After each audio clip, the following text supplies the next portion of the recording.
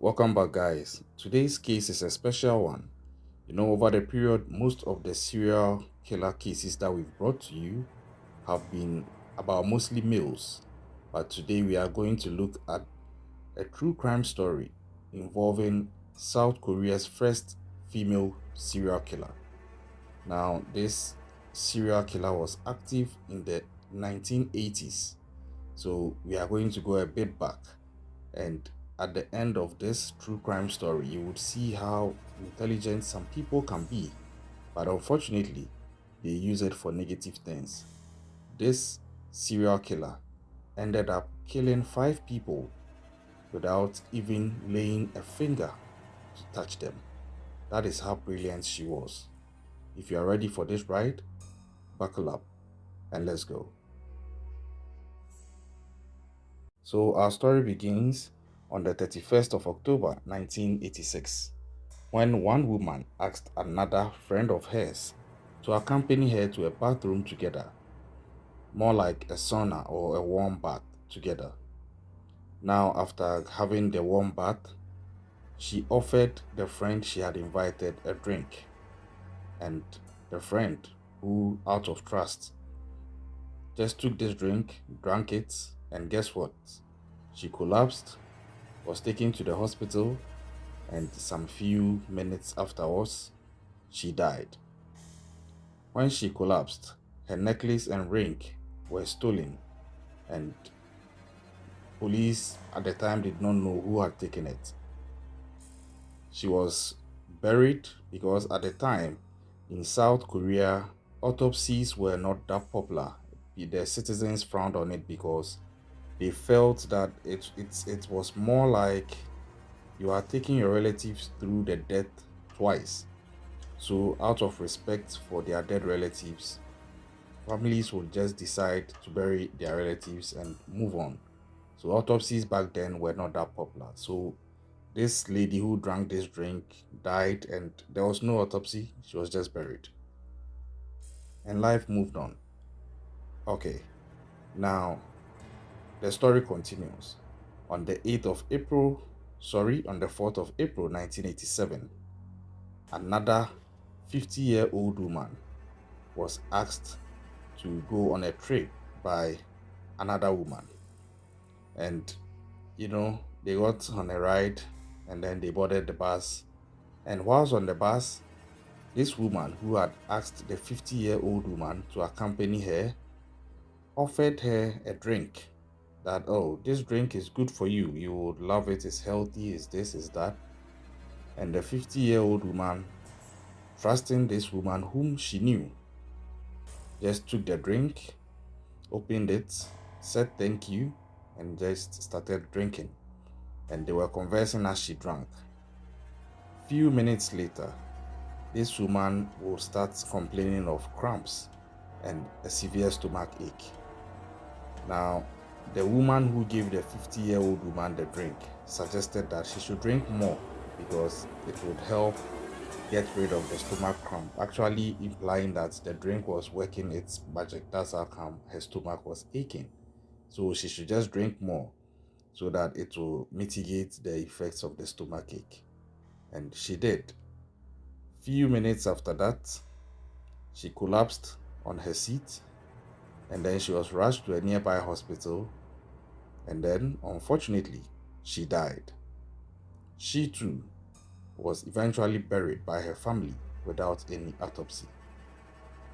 Life moved on. And then on the 10th of February 1988, a woman suggested to a 46-year-old woman again that she should meet her at a coffee shop for her to have a drink because she'll be there to wait for some money from someone who owed her. Now, this woman who had put out the invitation was familiar to the one who was being invited, so there were no suspicions and she obliged. They went to the coffee shop and they sat together. They were having their coffee and apparently waiting for this person who was bringing the money to the one who had invited her out to come. They waited and waited, but this person never showed up. And eventually, they both decided that, okay, they would have to leave and then hope to hear from this person another time. Now, as they were leaving, the woman who had invited the second woman again offered her a drink and was like, "Oh, this drink is good for you. I know you've taken some coffee, but this will work wonders for you. Take it." And because the woman who had been invited out knew the woman who invited her out, she took the drink, said thank you, and drank. And then, as she was drinking, she started feeling stomach cramps. She felt a bit odd and told the woman who had given her the drink that, I think that something is not right here. As soon as I started taking this drink, I started feeling tummy ache.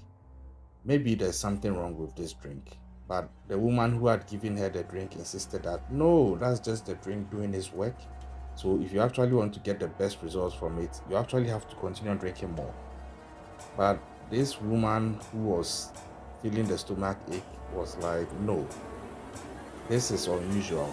I'm not going to take this drink. And then she got upset and she left. So she left with her stomach cramps and she stopped drinking and left. Now, this woman who had given the drink seemed suspicious to the one who had drank it. But then the one who gave her the drink actually followed up to the woman's house to see how she was doing and to find out if her tummy ache was better. And she had been to the hospital back then, so at the point that she was visited by the woman who gave her the drink originally, she was actually getting better. And the visit just allayed the earlier suspicions she was beginning to have because of the fact that you gave me a drink, I drank it, and all of a sudden, I'm feeling funny. Again, life moved on. Fast forward, on the 27th of March 1988, an old man boarded a bus with a woman, and they were returning home after they had gone to see some people. On the bus, this woman offered this old man, who was 73 years old at the time, a drink and told him that this drink is good for you. And the man, who knew the woman very well, also took this drink and, without any suspicion, started drinking and gulping it down. Few minutes later, the old man collapsed on the bus. He was rushed to the hospital, but unfortunately, he died. And in this old man's case, he was not buried. A family member requested that he should be cremated, so he was cremated. Life moved on. On the 29th of April 1988, a 46-year-old woman was waiting at a bus stop with a woman, and this woman had told her to wait for her there. This woman came, they had a conversation, they spent some time at the bus stop, and then this woman offered the 46-year-old woman a drink and said, "Oh, take this drink, it works wonders." This 46-year-old woman knew the one who was offering her the drink, so she also took it without any suspicions, drank it, and she collapsed. She was carried away to the hospital. Whilst being carried away, the woman who had given her the drink stole her handbag and jewelry and managed to run away with it at the time that she was being taken away. Later on, people on the bus would actually recollect that at the time this woman collapsed on the bus, she was with a second woman, but this second woman showed no remorse, showed no concern, and seemed unmoved that somebody sitting right next to her had collapsed and was actually dying. The person seemed unfazed, and they found it a bit strange.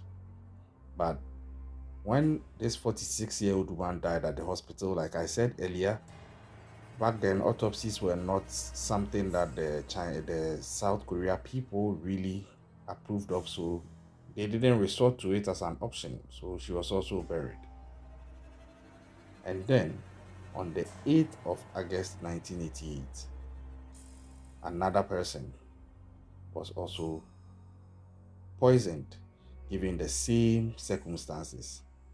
Here, she was also a 46-year-old woman, and she was asked by another woman that she should lend her 484 of their currency. So, assuming it's dollars or yen or whatever, she asked for 484 of that as a deposit required for her to buy a house. So it was going to be more like, how do you call it? She was going to deposit it initially as a commitment fee, and then she would come back and then make up for the difference. But this woman said she didn't have the funds, so this 46-year-old woman should lend her the money. And she lent it to her because it seemed believable, given that this woman had specified an amount and not just said, oh, give me 1,000 or 2,000 or 1,000,000 of this, but 484 seems like something specific meant for something actually real. But that was also something else. The woman offered her the drink, she took it, and then she also died. At this point, police had seen the pattern. Somebody takes a drink from some woman and dies. Another takes a drink from some woman and dies. Another takes a drink from some woman and dies. Overall, five people had died. And it was a bit odd. So with this last death, the police was able to convince the family that they should run an autopsy. And once the autopsy was run, it would turn out that the drink had been poisoned with cyanide. So then investigation started, because this was not somebody who had died presumably of natural causes or some sickness the person had, but this was now pointing to murder. So investigation started, and over time it was found out that in the cases of all those 5 people, it was the same woman who was giving them that drink. And in fact, all these 5 people had a common connection, and it was that particular woman. Now, this is the connection between this woman who was giving out drinks and people were dying, and the various victims as and when they died. So the first victim, whom she went to the bathroom with, it turns out that they knew each other. And when she killed her because she wanted to take her necklace and her ring from her. Now, that is something that is really deep. Just for the necklace and the ring, this woman was able to lure her friend to the bathroom and then poison her through the drink. And at the time that she was dying and being assisted with people trying to revive her, she was able to steal the necklace and her ring. Then the second victim, the 50-year-old woman, was also a creditor that this woman owed money to, but she did not want to pay back, so she decided that the best way to escape having to pay was to just kill her. She had actually borrowed a total of 7 million won from this creditor, and she managed to kill her. Now, the third person, whom she went for the coffee drink with, was also a creditor she owed money to, up to the tune of 1.2 million won. And in the same way, she decided that instead of having to pay back, I'll just kill you, and then I'll be free. I wouldn't have to pay. And she did successfully. Now, the fourth person, that's the 73-year-old man, turns out to be her father. And it's unclear why she decided to kill her father, her own father. And it would turn out that she was actually the one who requested to have him cremated. I think she did this in an attempt to destroy any evidence that might come up if ever somebody decided to go back and run an autopsy. And just as has happened here, so she cremated her father. So for him, they couldn't run any autopsy on him. But then the police petitioned all the other families of the previous victims to also get them exhumed and autopsies run. And they saw that they were all killed with cyanide. All right. Now, fast forward. The next victim, the other 46-year-old woman, was actually her own younger sister. It was actually this killer's own younger sister. And she poisoned her also because she had borrowed a total of 10 million won from her sister and she was not ready to pay. So she felt that the only way to get rid of her was to kill her. This is how wicked this person was. And the last person was the one that she had borrowed the money from, ostensibly to use as a down payment for a house. She also decided to poison the person because it seems she was trying to escape having to pay. But funny enough, when that person survived, after visiting her to check on her, she came back to pay the money to the person. I think because her first attempt had failed, she decided not to try again because it might zoom in the suspicion on her. But she came back to pay this person. And I'm sure at this point you might be asking, who is this mysterious woman giving out drinks and killing people because they owe her or because she wants to take their jewelry? Investigations would reveal that this woman was none other than Kim Sonja. Kim Sonja. And Kim Sonja at the time was a housewife who lived in Singdaodong in Seoul's Jeon district, along with her 3 sons. She was an everyday woman that people knew. She was in past her mid-30s. People knew her as a very quiet, loving woman.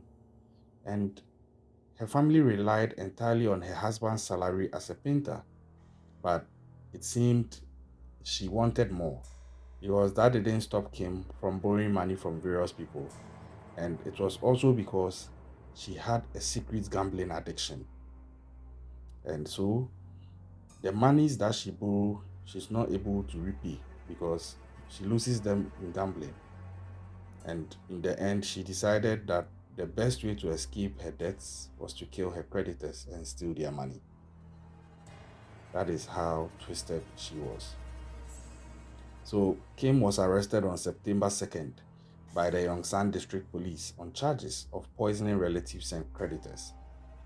Now, like I said earlier, the police had carried autopsies on the people and had found that cyanide or citric acid had been used in their death. So definitely it was murder. When Kim was arrested, she was denying the accusations vehemently. But the police were also adamant. So they decided that, okay, either way, we are going to search your home just to see what we find. And they searched Kim herself and they found nothing. And then they went to her home to search, and then they found jewelry and cash. And it turns out the jewelry was the jewelry she had stolen from the woman from the bathroom that she killed. In addition, the day after she murdered one of them, she deposited a check in an account. And it seems that also helped the police to find her as a culprit. Now, Kim was living in an old Japanese house at the time of the crime. And whilst the police had searched the house after finding the jewelry, they didn't really see much. But one of them, while searching through her home, found a small hole as a crack while looking at the toilet in the restroom. And the police officer unpacked the newspaper that was wrapped and pushed in that hole. And after unwrapping it, guess what? The police officer found a clump of cyanide. And it turns out this is what Kim had used for commission of the crimes. And according to the investigators at the time, she had bought it from a nephew working at a chemical company under the pretense of catching pests.